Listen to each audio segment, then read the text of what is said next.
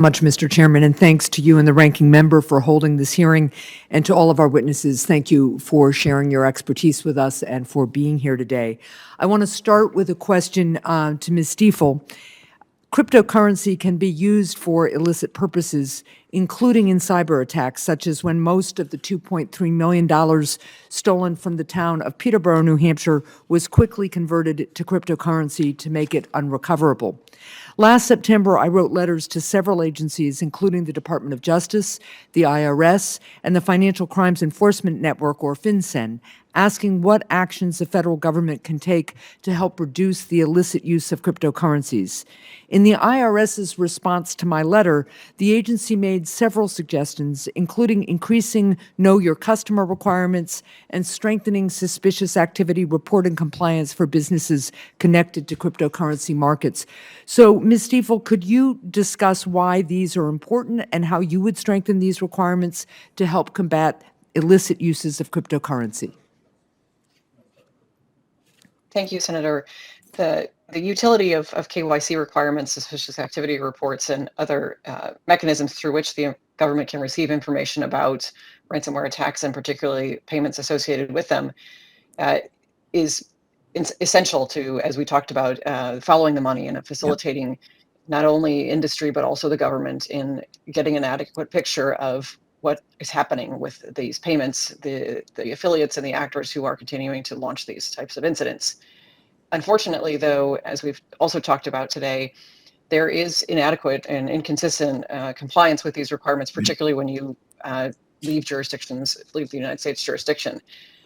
I would also note, though, that there are, and as are hopefully clear in the diagram that I shared in my written testimony, there are a number of other entities within the kill chain that may not have reporting requirements, but may have relevant information. And oftentimes they currently work with each other to share that information with the government. So I think there's an opportunity to look at the other ways through which the government can obtain information, not necessarily from those who are currently subject to KYC and AML requirements.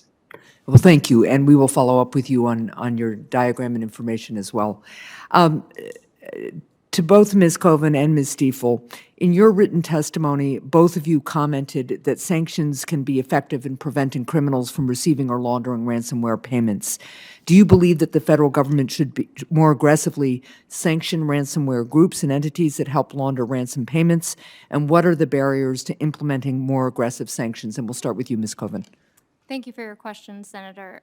I defer to policymakers on whether more sanctions should be enforced, but I will say that the impact of sanctions on some of these services that had been identified as participating in ransomware laundering, Garantech, Suex, Chadex, Blender, the mixing service, sanctions have been catastrophic to their business, impacting, severely damaging their operations. There's also been designations against specific individuals tied to ransomware groups.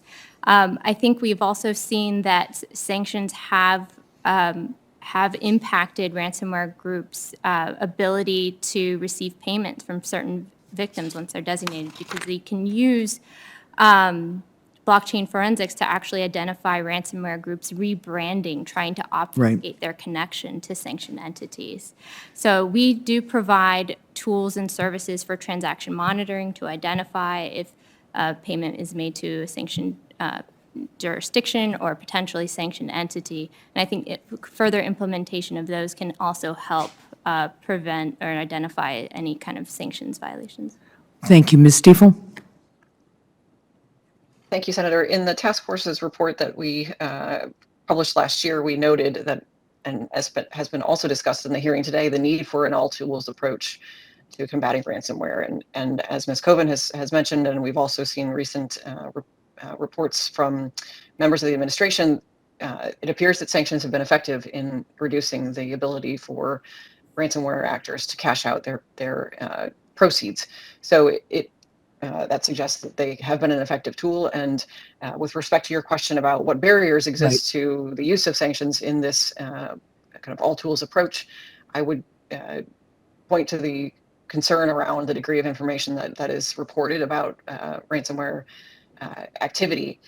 without an adequate picture of the scale and scope of this type of cybercrime, it inhibits the government's ability to identify and develop that sanctions package that allows them to fulfill the requirements under the sanctions laws and regulations, to have sufficient evidence to designate a particular entity, and then to for the private sector to then follow through with their requirements to prohibit and limit the ability for those actors to gain their proceeds. Thank you.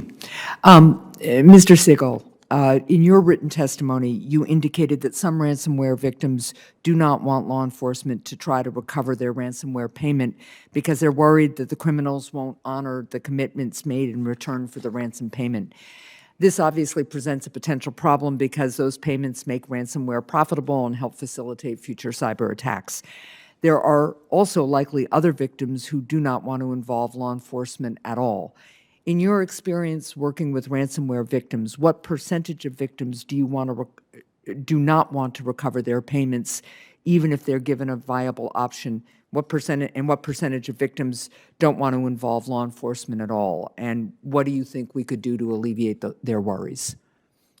Well, I would say that if it were a risk that the victims wouldn't get their deliverables, the decryption keys, or these things, which they are apprised that as a potential risk, that number could fluctuate, between 0 and 100%. Right. I would say that in general, probably close to half of victims would volunteer to have their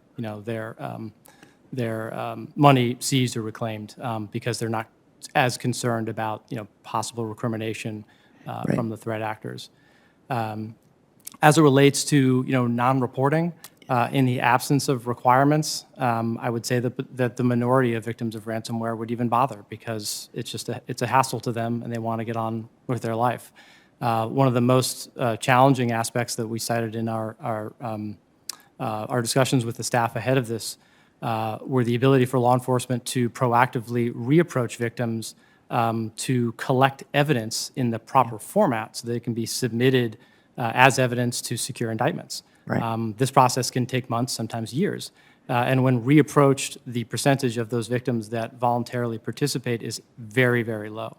And that is very frustrating to law enforcement. Yeah.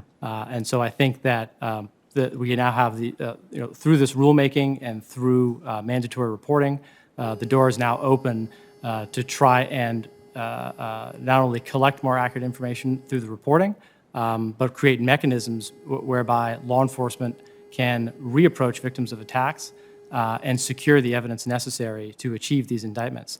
I'd also note for your prior questions, a lot of the ability for our agencies to sanction these groups depend on the investigations. Right. And when those investigations can't conclude, we can't get to the finish line on imposing sanctions. Yeah. Thank you. Thank you, Mr. Chair.